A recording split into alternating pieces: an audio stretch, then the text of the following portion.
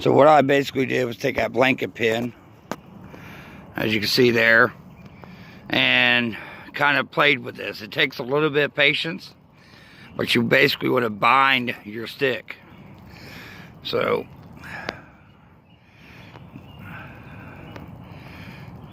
I don't know how much liquid you can actually see in there.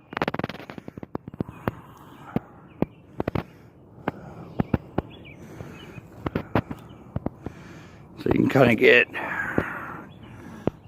some different views on how that's bound in there.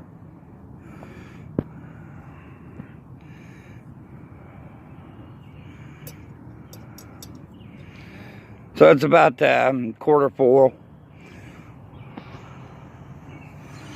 But you guys can kind of get the concept here. You know, you can use the blanket pins to make a tripod without a problem. And you can make one this adjustable. So it can be done. Like I said, it's one of those things where you have to play with to get it right. It does take a little bit of patience. But if this is all you had, then you would be okay. So if you like this, like, share, subscribe as always.